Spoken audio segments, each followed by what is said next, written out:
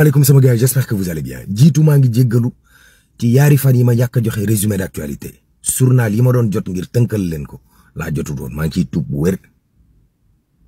pétrole beeg gaz bi boog tàmbali na fii ñu naan Sangomar mu ngi nekk fii ci boori Jifeer Dionewar Saloum ci digg géej gi fa la Sangomar nekk.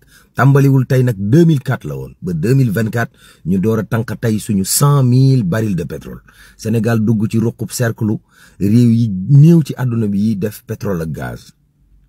waaw président Abdoulaye Wade liggéey na ci gàcce ngaalama, président Macky Sall liggéey na ci gàcce ngaalama, président Bassirou Diomaye Diakhar Faye di dalal sénégalais yi ne dinañ ci def suñ kéemtalaay kàttan ba suñu ay sëtaat jot ci seen xéewal googa. waaw imam yeeg ulama yi demoon nañ seeti ko moom président Bassirou Diomaye Diakhar Faye. premier ministre bi kay moo fi nekk moom ak presse bi moom duñ bàyyante. Ousmane Sonko presse bi ne ko Ousmane munoo nekk gouverner ba pare bëgg nekk opposant choisiral. coow le nee na kur ci diggante presse bi ak Ousmane Sonko waaw kenn wàccul sa morom de.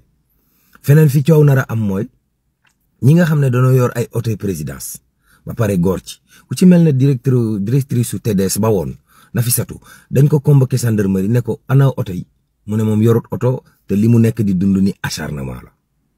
programme yaa ngi tàmbali commerçant yi am na ci ñooñ tabaski bii dañuy yokk lépp waaye pomme de terre soble ak ya cay ànd lépp a ngi ne guuj ci marché bi doy na sëkk.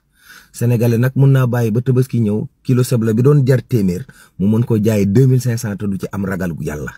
yërëmalte leen ci suñu biir askan wi ñi daan nga xam ne da nga daan passe 2000 pour dem seen dëkk mën nañ ko def 15000 ba pare foog ne ñu ngi def bénéfice. sénégalais moo yéenewut jàmm moroomu sénégalais waaye xar yi seer nañ nag te bëri nañ ci daral bi président Diomaye yoxamalal mbir yi ndax xaalis bi rogalaat nit ñi mën a jënd xar.